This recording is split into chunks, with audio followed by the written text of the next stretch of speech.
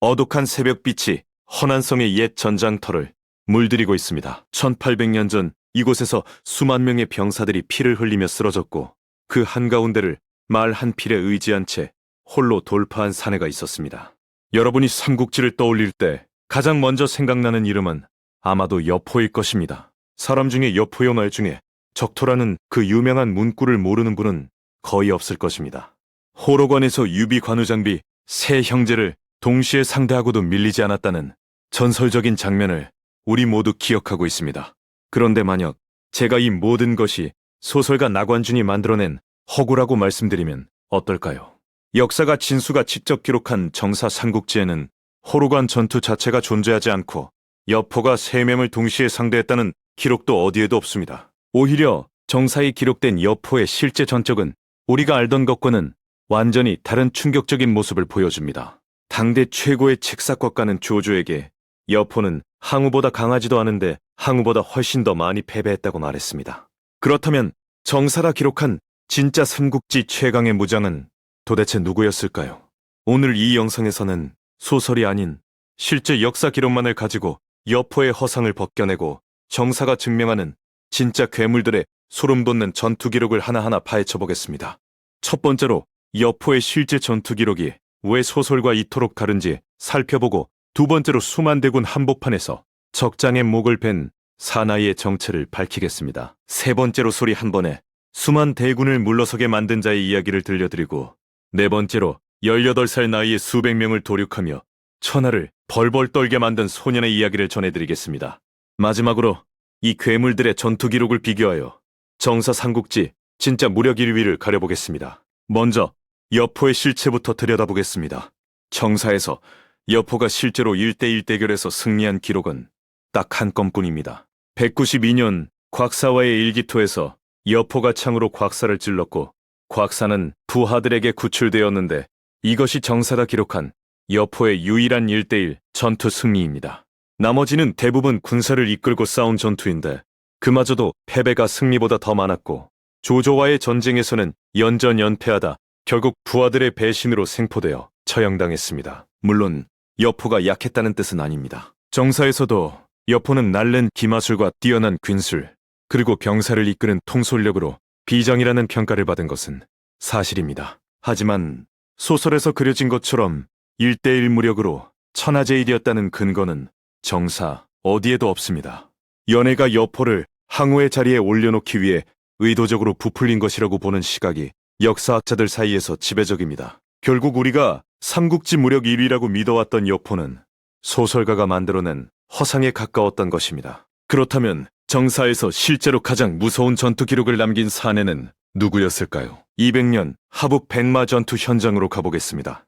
원소가 보낸 대장알량이 수만 대군을 이끌고 백마성을 포위하고 있었고 조조는 장녀와 함께 한 남자를 선봉으로 내세웠는데 그의 이름은 관우였습니다. 정사촉서 관우전의 기록을 그대로 읽어보면 관우는 알량이 대장기와 마차의 덮개를 멀리서 바라보더니 말을 채찍질하여 달려나가 수만의 병사들 사이에 있는 알량을 찔러 죽이고 그의 목을 베어 돌아왔다고 적혀 있습니다.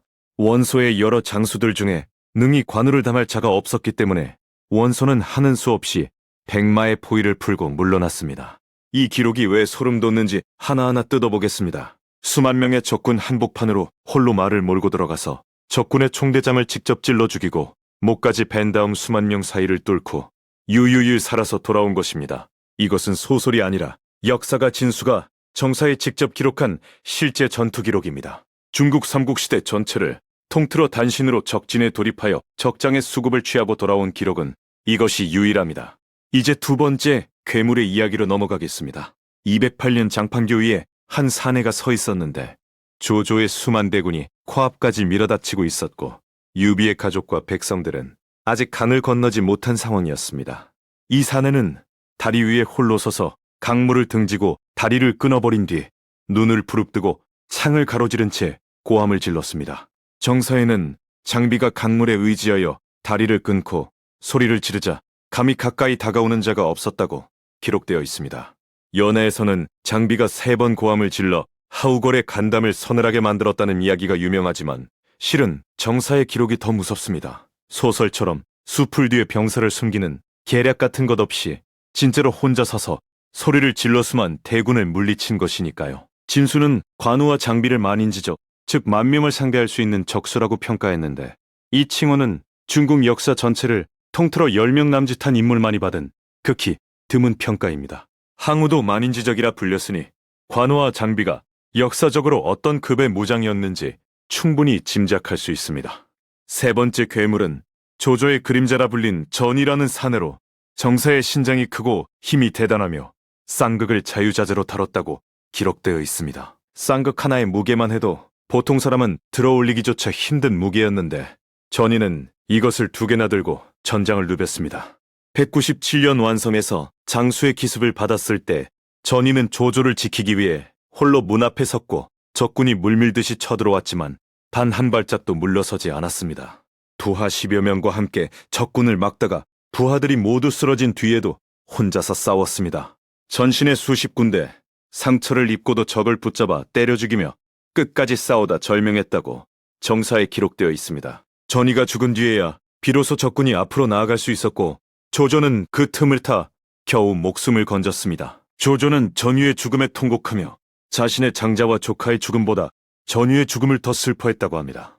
전유의 뒤를 이어 조조의 후위를 맡은 허저 역시 신장 8척의 허리 둘레 시위로 산처럼 거대한 체격이었고 정사에서도 마초가 허저를 보고 감히 덤비지 못했다는 기록이 남아 있습니다. 이제 오늘 이야기의 가장 핵심이 되는 인물을 소개할 차례인데 이 인물의 이름을 들어본 분은 아마 많지 않을 것입니다. 하지만 정사의 전투 기록만 놓고 보면 관우의 알량 참수에 필적하거나 어쩌면 그것을 뛰어넘는 기록을 가진 사내가 있으며 그의 이름은 문왕입니다. 255년 아버지 문의희 관구검과 함께 사마시의 대항에 반란을 일으켰을 때 문왕의 나이는 겨우 18이었습니다. 사마사가 대군을 이끌고 진압에 나섰는데 문왕은 아버지에게 적의 대군이 아직 진영을 갖추지 못했으니 지금 공격하면 이길 수 있다고 말했습니다. 문왕은 선봉에 서서 한밤중에 사마사의 진영을 급습했고 큰 소리로 사마사의 이름을 부르자 수만 대군이 일시에 대혼란에 빠져버렸습니다. 문왕은 북을 올리며 3차례 연속 돌격하여 닥치는 대로 적병을 도륙했고 사마사의 진영을 완전히 붕괴시켜버렸습니다.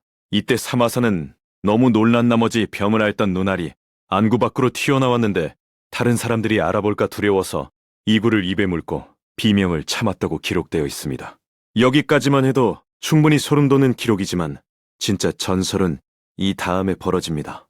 아버지 문의희 적시에 지원하지 못해 문왕은 후퇴할 수밖에 없었고 사마사는 사마반에게 날랜 기병 8,000명을 주어 퇴각하는 문왕을 추격하게 했습니다. 들판을 가득 메운 기마병 8,000이 먼지를 일으키며 한 사람을 향해 달려오는 그 광경을 잠시 상상해 보십시오. 이 상황에서 문왕은 도주하지 않고 혼자서 적군 8,000 기병 속으로 뛰어들어 100여 명을 죽이고 빠져나왔습니다. 그런데 다시 들어갔습니다. 또 100여 명을 죽이고 나왔고 정사의 기록에 따르면 이와 같은 행동을 수차례 반복했다고 적혀 있습니다. 18살 소년이 8,000 기병 속을 혼자서 들어갔다 나왔다 하며 수백 명을 도륙한 것입니다. 위나라 병사들은 공포에 질려 더 이상 추격하지 못하고 돌아갔다고 합니다. 이 기록을 관우의 알량 참수와 비교해보면 관우는 수만 명 속에서 적장 한 명의 목을 베고 돌아왔고 문왕은 8,000 기병 속을 수차례 왕복하며 수백 명을 죽였습니다.